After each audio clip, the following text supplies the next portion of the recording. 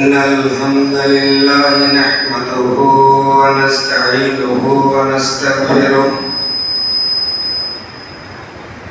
ونعوذ بالله من شرور أنفسنا ومن سيئات أعمالنا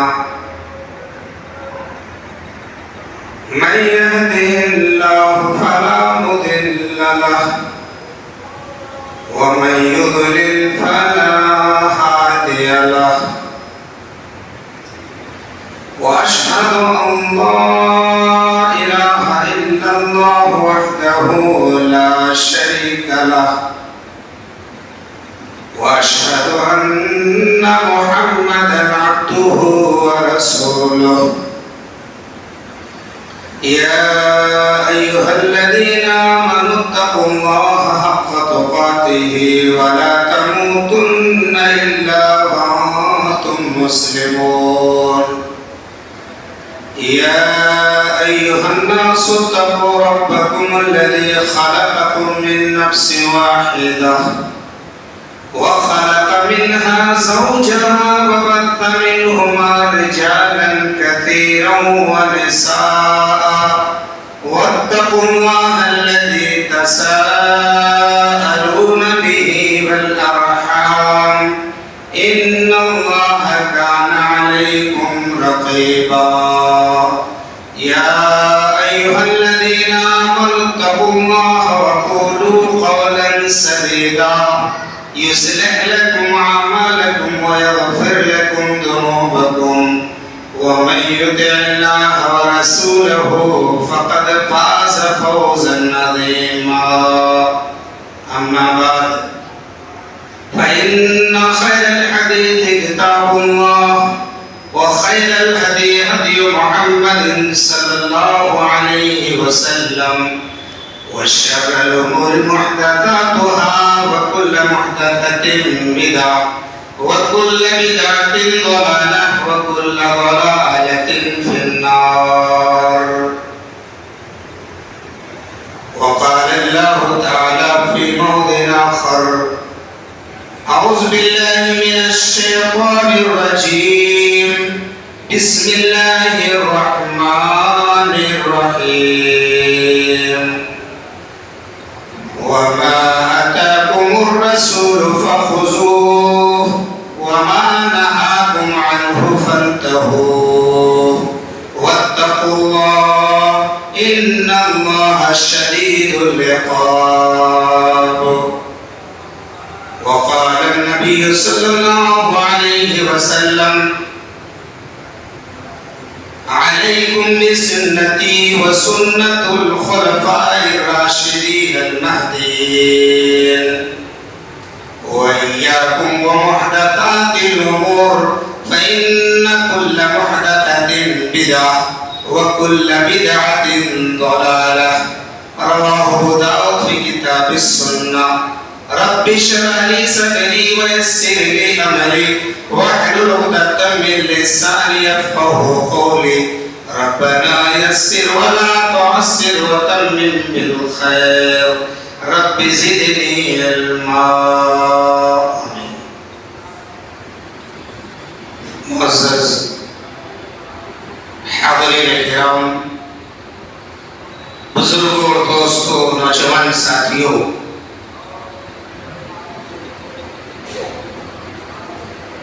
آج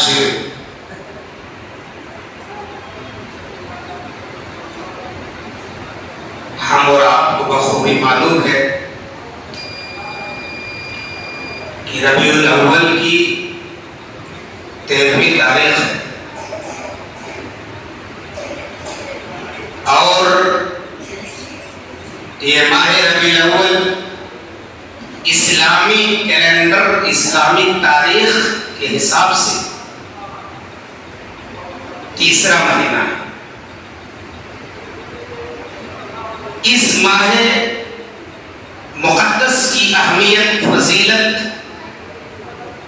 ہم مسلمانوں کے دلوں میں محض اس بنا پر ہے کہ اس مہینے میں ہمارے نبی کی ولادت پر سعادت ہوئی۔ لیکن بہت سارے مسلمان نبی کی ولادت و سعادت کے حوالے سے، نبی کی تاریخ پیدائش کے حوالے سے، ربیع الاول کی 12 تاریخ کو جشن عید میلاد النبی کا اہتمام کرتے ہیں، جشن مناتے ہیں،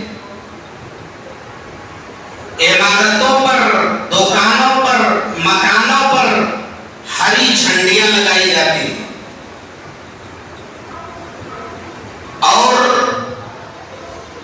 نبی کی مدح کے لیے، نبی کی تعریف کے لیے، نعت خوانی کے لیے جگہ جگہ محفلیں منعقد کی جاتی ہے، پروگرام کیا جاتا ہے۔ باقاعدہ جشن عید میلاد النبی کے نام پر ہر گلی کوچے میں جلوس نکالے جاتے ہیں۔ بات یہاں تک پہنچ گئی کہ مرد حضرات کے علاوہ عورتیں بھی جو گھروں میں رہنے والی ہیں، پردے والی ہیں، وہ بھی باقاعدہ جلوس میں شرکت کرتی ہیں۔ عورتیں بھی جلوس نکالتی ہیں، روڈ شو کرتی ہیں، بڑی بڑی جھنڈیاں لے کر جلوس نکالتی ہیں، روڈ شو کرتی ہیں، نبی کی آمد پر مرحبا کے نعرے لگاتے ہیں، جگہ جگہ جشن عید میلاد النبی کے نام پر محفل منعقد کی جاتی ہے۔ اور آپ نے ابھی دیکھا ہوگا کہ گزشتہ کل مسجد نبوی، مکہ مکرمہ، خانہ کعبہ کی تصویریں بنا کر باقاعدہ اس کے ساتھ ڈی جے، ڈھول باجے کے ساتھ نبی کی میلاد کے نام پر جلوس نکال رہے تھے، روڈ شو کر رہے تھے۔ اب ہمیں یہ دیکھنا ہے کہ کیا اس جشن یا میلاد کی تاریخی اور حیثیت کیا ہے، تاریخی اور شرعی حیثیت کیا ہے؟ کیا قرآن و حدیث میں اس میلاد اور جشن کا کوئی ثبوت ہے؟ کیا نبی صلی اللہ علیہ وسلم نے اپنا میلاد منایا ہے یا اس کی ترغیب دلائی ہے؟ کیا آپ کے خلفائے راشدین میں سے کسی نے بھی اپنے دور خلافت میں عید میلاد کے حوالے سے کوئی جشن منایا یا یوم میلاد کو عید کا دن قرار دیا؟ اگر قرآن و حدیث کا پوری دیانتداری کے ساتھ، پوری امانتداری کے ساتھ مطالعہ کیا جائے تو ان تمام سوالات کے جوابات ہم کو یوں ملتے ہیں کہ قرآن و حدیث میں اس جشن عید میلاد النبی یا عید میلاد کا کوئی ثبوت نہیں ہے۔ نہ نبی نے اپنے نبی ہونے کے 23 سال مدت میں 23 مرتبہ ربیع الاول کا مہینہ آیا، نہ نبی نے اپنا میلاد منایا اور نہ لوگوں کو جشن عید میلاد النبی کی ترغیب دلائی، نہ نبی نے کبھی جلوس نکالا اور نہ لوگوں کو جلوس نکالنے کا حکم دیا۔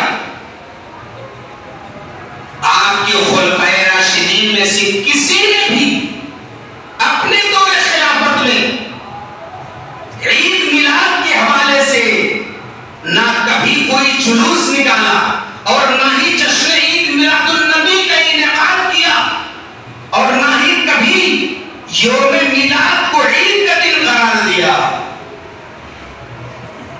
آپ جب غور کریں گے، تاریخ کا مطالعہ کریں گے تو آپ کو معلوم ہوگا کہ اللہ کے نبی کے بعد خلیفہ اول حضرت ابو بکر صدیق رضی اللہ تعالیٰ عنہ کے دور خلافت میں 2 مرتبہ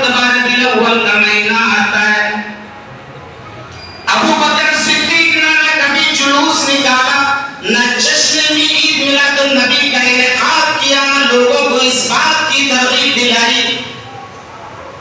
حضرت ابو بکر کے بعد حضرت عمر فاروق رضی اللہ تعالیٰ عنہ کے زمانے میں 10 مرتبہ ربیع الاول کا مہینہ آتا ہے.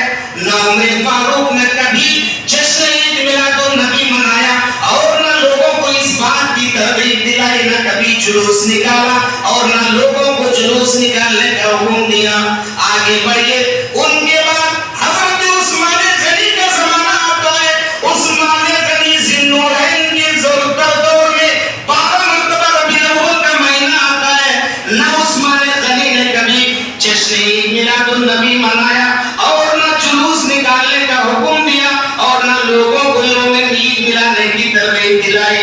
ان کے بعد حضرت علی رضی اللہ تعالیٰ عنہ کا زمانہ آتا ہے. ان کے دور میں 5 مرتبہ ربیع الاول کا مہینہ آتا ہے. نہ حضرت علی نے کبھی عید میلاد النبی کی جشن منائی اور نہ ہی کبھی جلوس نکالا اور نہ لوگوں کو اس بات کا حکم دیا.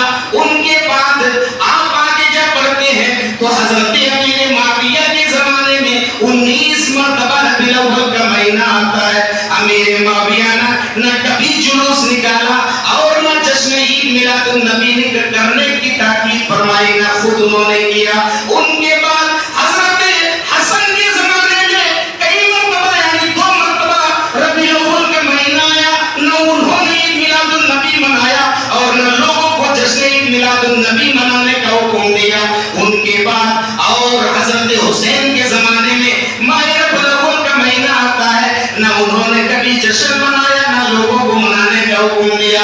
آگے آئیے. حضرت عمر بن عبد العزیز کا زمانہ آتا ہے. ان کے دور میں بھی 2 مرتبہ ربیع الاول کا مہینہ آیا. نہ انہوں نے کبھی جشن منائی نہ جشن عید میلاد النبی قائم کرنے کا حکم دیا, نہ کوئی جلوس نکالا عید میلاد النبی کے نام پر, نہ کبھی کوئی محفل منعقد کی, نہ کبھی لوگوں کو حکم دیا کہ جشن عید میلاد النبی مناؤ. کیا یہ اللہ کے نبی سے محبت نہیں کرتے تھے؟ اللہ کے نبی سے ان کو بے انتہا محبت تھی. اب آگے آگے بڑھتے ہیں.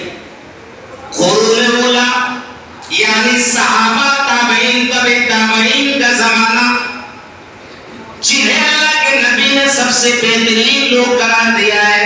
اللہ کے نبی نے فرمایا خیر القرون قرنی ثم الذین یلونہم ثم الذین یلونہم. بخاری کتاب الشہادات کی روایت ہے. اللہ کے نبی نے قرون اولا کو سب سے بہترین زمانہ قرار دیا ہے. صحابہ تابعین کے زمانے کو سب سے بہترین زمانہ, سب سے بہترین لوگ قرار دیا. ان کے زمانے میں بھی نہ عید کی عید اور جشن میلاد النبی کا کوئی ثبوت تھا, نہ کوئی تصور تھا اور نہ ہی یہ لوگ یہ جشن مناتے تھے. اب سوال یہاں یہ پیدا ہوتا ہے, کیا یہ اللہ کے نبی سے محبت نہیں کرتے تھے؟ اس میں کوئی شک نہیں ہے کہ ان کو نبی سے بے انتہا محبت تھی. یہ نبی کے لیے اپنی جانیں قربان کر دینا پسند کرتے تھے, اپنی جانیں قربان کر دیا کرتے تھے, اپنی جان کو نچھاور کر دیا کرتے تھے. اس کی بے شمار مثالیں موجود ہیں. میں وہ ان مثالوں کی طرف نہیں جانا چاہتا ہوں کہ صحابہ کرام نبی سے کتنی محبت کرتے تھے, اپنی جان تک نبی کے لیے قربان کر دینا پسند کرتے تھے. نبی اپنی جان تک نبی کے لیے قربان کر دیتے تھے. آئیے ان کی یہ نبی سے کتنی محبت کرتے تھے, میں ایک حدیث پیش کرتا ہوں, اب اندازہ لگائیے. حدیث اس طرح وعن عبد الرحمن بن ابي قرادة ان النبي صلى الله عليه وسلم توزع يوما فجعل اصحابه يتمسحون بوضوعه فقال لهم النبي صلى الله عليه وسلم ما يحملكم على هذا؟ قالوا حب الله ورسوله. فقال من سره ان يحب الله ورسوله او يحبه الله ورسوله فليصدق حديثه اذا حدث وليؤدي امانته اذا اؤتمن وليحسن جار من جاره. مشکات المصابی کتاب الادب کے اندر یہ روایت موجود ہے. حضرت عبد الرحمن ابن قراد رضی اللہ تعالیٰ عنہ اس حدیث کے راوی ہے. وہ کہتے ہیں اللہ کے نبی صلی اللہ علیہ وسلم ایک مرتبہ وضو کر رہے تھے. وضو کرنے نماز کا وقت ہو رہا ہوگا، اللہ کے نبی وضو کرنے لگے، فَجَعَلَ يَتَمَسَّحُونَ بِوَضُوئِهِ، صحابہ کرام نبی کے سامنے موجود تھے، صحابہ کرام اللہ کے نبی کی وضو کے پانی کو زمین پر گرنے نہیں دیتے تھے، اپنے ہاتھوں میں وضو کے پانی کو لے کر کے اپنے جسموں میں مل رہے تھے، اپنے جسموں میں وضو کے پانی کو ملنے لگے۔ اللہ کے نبی نے جب یہ ماجرا دیکھا، اللہ کے نبی وضو کر رہے ہیں، وضو کے پانی زمین پر نہیں گرنے دیتے، صحابہ کرام اپنے ہاتھوں میں لے رہے اور اپنے جسموں میں مل رہے ہیں۔ اللہ کے نبی نے جب صحابہ کرام کی یہ دیوانگی دیکھی، صحابہ کرام کا یہ ماجرا دیکھا، اللہ کے نبی پوچھنے لگتے ہیں، ما یحملکم علی ھذا، اے میرے ساتھیوں، میرے صحابہ، اب بتاؤ اس کام کے لیے تم لوگوں کو کس چیز نے آمادہ کر دیا؟ یہ جو کر رہے ہو صحابہ نے تمہیں کس چیز پر آمادہ کیا؟ ان لوگوں نے جواب دیا، حب اللہ و رسولہ، اے اللہ کے نبی، اللہ اور اس کے رسول کی محبت نے ہمیں آمادہ کر دیا ہے۔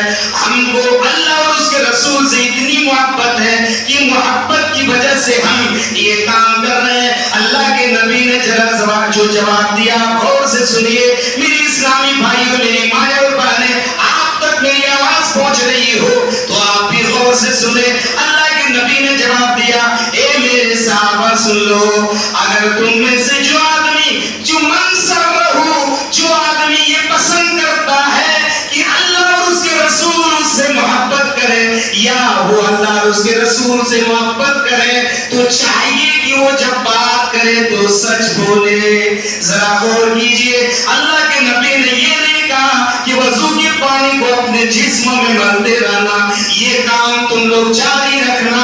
اللہ کے نبی نے کہا، اے میرے صحابہ، یہ جو تم کر رہے ہو اس کے بدلے میں اگر تم یہ کرو کہ جب تم بات کرو تو سچ بولو، اور جب تمہارے پاس امانت رکھنے کے لیے دی جائے، امانت رکھنے کے لیے دی جائے تو اس میں تم امانت داری نبھاؤ، اس میں تم خیانت نہ کرو، اور اگر تمہارا کوئی پڑوسی ہے فَلْيُحْسِنْ جَارَهُ مَنْ جَارَهُ، اپنے پڑوسی کے ساتھ تم حسن سلوک کرو۔ میرے اسلامی بھائیوں، ذرا غور کرنے کی بات ہے کہ نبی کی محبت کا اظہار یہ ہے کہ آپ نبی کی باتوں پر عمل کریں، نبی کے فرمان پر عمل کریں، اللہ اور اس کے رسول کے فرمان، اللہ اور اس کے رسول کی ارشادات پر آپ عمل کریں۔ جو نبی نے کرنے کو کہا ہے وہی کرے، یہی نبی کی محبت کا اظہار ہے۔ نبی کی محبت کا اظہار یہ نہیں ہے کہ ہم ڈی جے کے ساتھ، گانے بجانے کے ساتھ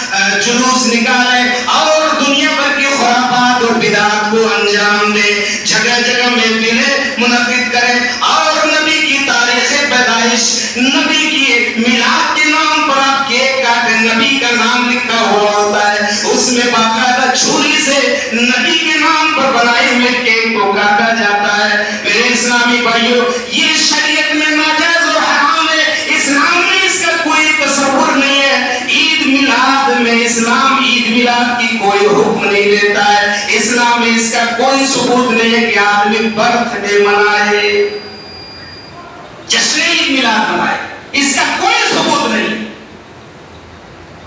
نہ نبی نے حکم دیا۔ آپ ذرا غور کیجیے، اگر اس کام میں نیکی اور ثواب ہوتا، اگر اس کام میں کوئی بھی دینی یا دنیاوی بھلائی ہوتی، دنیاوی یا دینی فائدہ ہوتا، تو اللہ کے نبی جناب محمد الرسول اللہ اپنے صحابہ کو ضرور حکم دیتے کہ یہ کام کرنا، میری پیدائش کے دن تم لوگ جشن منانا، جشن عید میلاد النبی کے نام پر جلوس نکالنا، اگر اس میں کوئی بھی نیکی اور دین یا دنیاوی فائدہ ہوتا، اللہ کے نبی ضرور حکم دیتے، کیونکہ اللہ کے نبی کی شان میں خود اللہ رب العالمین نے فرما دیا ہے۔ کیا سورۃ التوبہ کی آیت ہے، اللہ نے خود کہا ہے، لَقَدْ جَاءَكُم مِّن رَّسُولٌ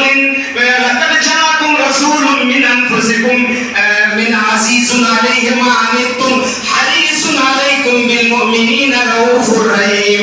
اللہ رب العالمین نے خود بیان فرما دیا ہے کہ لَقَدْ جَاءَكُم رَّسُولٌ مِّنْ أَنفُسِكُم، تمہاری طرف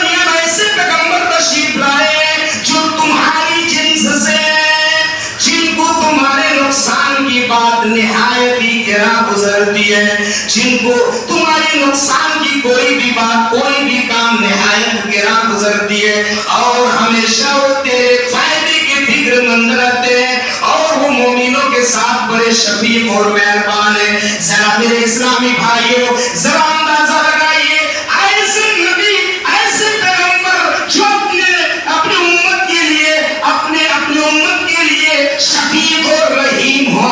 بھلا بتائیے کسی نیک کام سے اپنے صحابہ کو کیسے محروم رکھ سکتے تھے, کسی دینی کام سے اپنے صحابہ کو کیسے محروم رکھ سکتے تھے. پتہ یہ چلا کہ یہ جشن عید میلاد النبی یہ بدعت ہے, دین میں نیا کام ہے, شریعت سے اس کا کوئی تعلق نہیں ہے.